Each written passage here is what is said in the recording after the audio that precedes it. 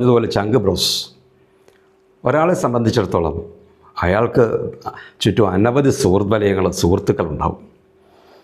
എന്ത് കാര്യങ്ങളും തുറന്ന് പറയുന്നത് ഈ ചങ്ക് ബ്രോഡായിരിക്കും.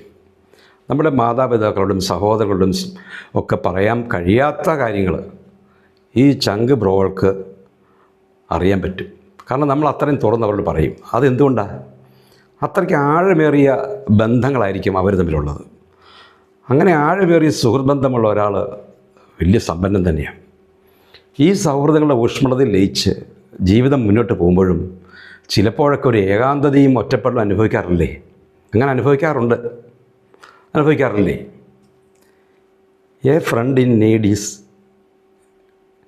എ ഫ്രണ്ട് ഇൻഡീഡ് എന്ന ആംഗലേയ ഭാഷയിലെ ചൊല്ലിനെയും ചെങ്ങാതി നന്നായ കണ്ണാടി വേണ്ട എന്ന് നമ്മൾ അതിനെ മലയാളീകരിച്ച് ശുദ്ധമാക്കിയ ചൊല്ലിനെയും അന്വർത്ഥമാക്കുന്ന ഒരു സുഹൃത്തിൻ്റെ കുറവ് അത് നമുക്ക് പലപ്പോഴും ഫീൽ ചെയ്യുമായിരിക്കും.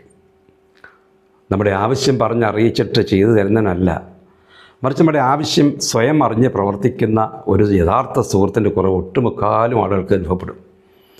ഗുണവാന്മാരായ ചങ്ങാതിമാരുണ്ടാകുന്നത് മഹാഭാഗ്യമാണ്.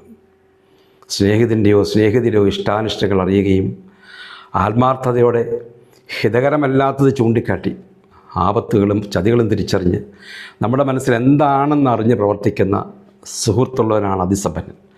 അതാണ് ഒരുവൻ്റെ ഏറ്റവും വലിയ സമ്പാദ്യവും. ഇന്നത്തെ ദിവസം നിങ്ങൾക്ക് വിജയിക്കാനുള്ളതാണ്.